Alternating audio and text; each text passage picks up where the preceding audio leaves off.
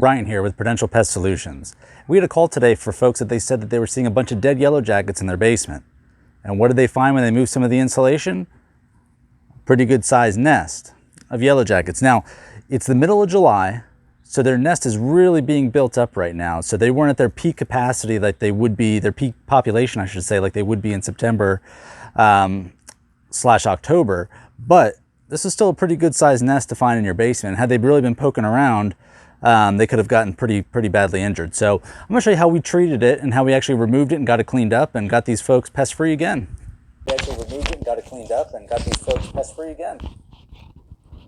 So their original indication that they had a problem was the kids were hanging out in the basement here, and you can see it's a finished basement on this side, and all these little dots you're seeing here are all dead yellow jackets. And the kids kept telling the parents, hey, we're seeing dead wasps downstairs, and parents were like, yeah, right, we're seeing a couple where there's a window right there. Maybe they were coming in. And when they went downstairs and they saw how many were dead, they were like, no, there's got to be a bigger problem here. So, yeah, they did some investigating. He was doing some other work in the basement. And you'll see here in a second that there's a utility room right next to this finished part. So this is in the basement. This is, you can see their electrical panel here.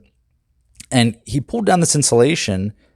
And when I put my light up here, we can see where the main nest is. So this is a yellow jacket nest. We see some workers on the outside, and what they're doing is the nest is growing. They need to keep maintaining and making the nest even larger to allow for this growth in population. So since I'm shining the light on them, they're just really congregating to that bright spot. This black cable that you see right below the nest, that goes right through the wood right to the outside, and that's what was allowing them in and out from outside to inside the house there. So I'm going to zoom in, but yeah, they got a little agitated because they saw the light. So, you know, of course, I'm wearing my yellow jacket suit, which is my B-veil, long sleeves. I got my heavy welding gloves on, and we're going to show you what that treatment looks like. So what I like to do for a treatment in this case is you can see I'm using an aerosol. This is a PTPI, which is an aerosol pyrethroid from the BASF company. And I just want you to listen to this nest come alive here. See, I'm injecting directly into it because it's just paper. You can push right into it. But you hear every one of those, and you can see them falling out of there. But it went from being dead silent to all kinds of activity. Now, what's really good about PTPI and why I like it so much is, number one, it permeates the entire nest. So it gets into every little nook and cranny that they have there.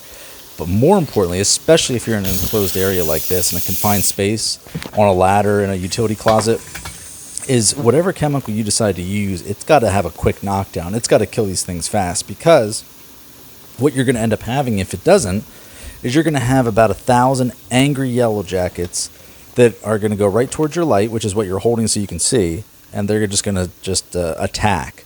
And unlike honeybees, yellow jackets can keep stinging, can keep attacking. So that's one of the reasons why I really like PTPI, is because, like I said, it's an aerosol. It'll permeate all the nooks and crannies in that nest. But most importantly is it's so fast. And you'll see here in a second when we open this nest up, for all the yellow jackets that were coming out of there in this clip here, there were so many more that were dead inside of that nest. So let me grab my scraper here. And because the nest is a little wet now from that treatment, it's going to open right up. I mean, not that that's any kind of difficult to open to begin with. But I just need to grab my scraper. And we're just going to kind of gently peel back here.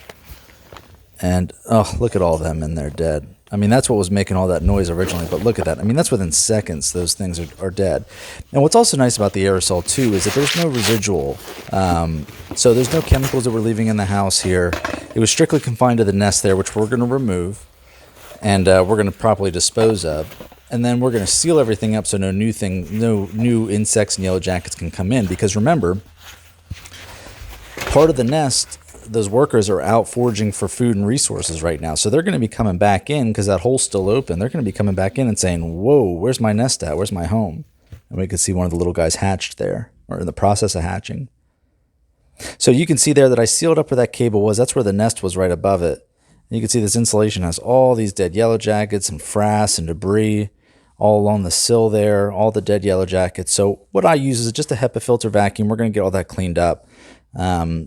All the dead yellow jackets on the floor there. So we'll never leave, our treatments include the treatment, the removal, and then the cleanup, because it shouldn't be your responsibility to do any cleanup after a treatment like this. So that's what the nest looked like. Pretty good size for mid-July, and we were able to successfully treat, eradicate, remove it, and clean it up.